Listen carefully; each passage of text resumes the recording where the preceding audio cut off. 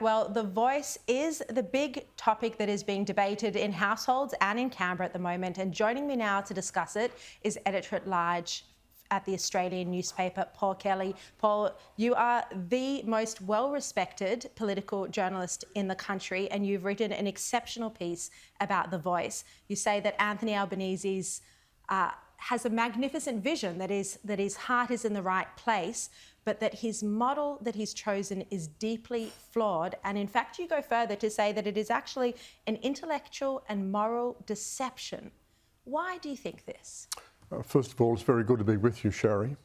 My concern about the voice is that the Prime Minister is going to try and pass this on the vibe, on emotions, on the moral sense of goodwill the Australian public have towards Indigenous peoples, which is very important and very genuine.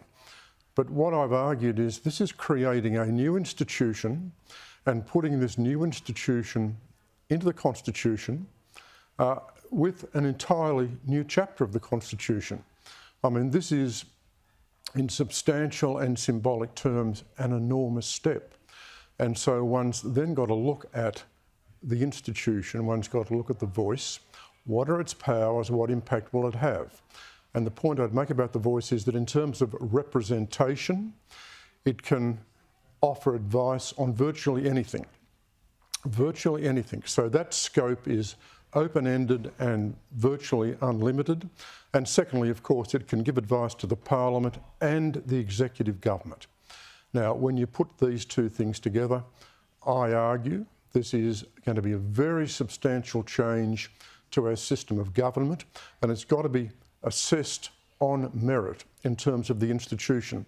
It's not good enough to say that we should recognise Indigenous peoples in the Constitution. I mean, I've thought that for 30 years. Yes. But what we've got to do is we've got to assess the heart of this, which is this new institutional arrangement and the enormous scope and power that it will have.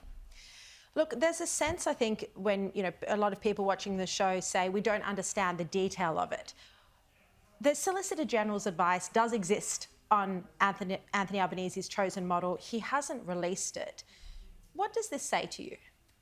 Well, I think legal advice should be released. I mean, this is an enormously significant referendum, and we've had no proper debate about the voice proposal.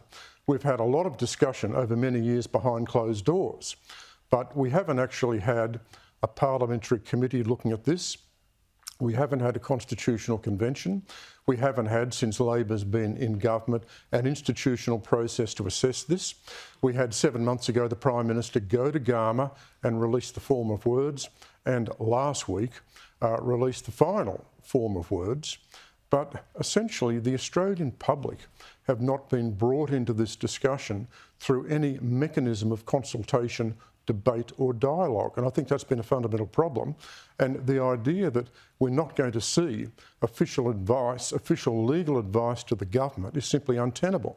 When it's a change of the Constitution and when the Albanese government itself demanded the release of Solicitor General's advice when it came to Scott Morrison's various ministry positions, but that this change to the Constitution wouldn't warrant the release of that advice is quite absurd. On the point of bipartisanship,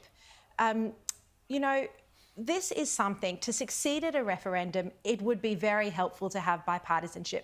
But there doesn't seem to be any attempt by Albanese to get that. Why is that? Well, he says there has been, but I think that's pretty dubious for the reasons I just outlined. Bipartisanship is important for two reasons. It helps the referendum be carried, and I think in that sense the Prime Minister is taking a pretty big gamble here. He's assuming, I think, that he can get this referendum up without bipartisanship. Now, that means that Australia's changed fundamentally as a country, and whereas in the past we needed bipartisanship to get up referendums, we no longer need that. Well, that's a big gamble and a big risk taken by the Prime Minister. He's backing his judgment on that. But the second difficulty is this, that if we're going to put a voice into the Constitution and a voice advising the Parliament and the executive government, then at the end of the day, there has to be bipartisanship to make it work. There has to be goodwill. I mean, we can't have a situation in which the voice is established and there's an ongoing conflict about the nature of the voice and how it's to work. So you need bipartisanship not just to get up the referendum, you need bipartisanship at the end of the day if we're going to have agreement on how this fundamental change to our Constitution is actually going to work. I mean, you're right that the great tragedy of 2023 is about to unfold. Is there any way back from this now? I mean, Anthony Albanese has done his big emotional press conference. A lot of people, legal experts, former High Court judges have concerns about the inclusion of the public service as, an arm that would be advised by the voice. Is there any way back to find a model that everyone can agree on?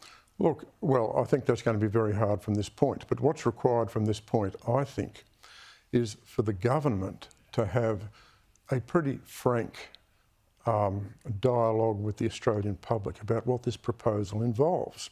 And to this point, we haven't seen that sort of dialogue. I mean, if we look at what the Prime Minister said in Parliament over the last couple of days, it's pretty extraordinary.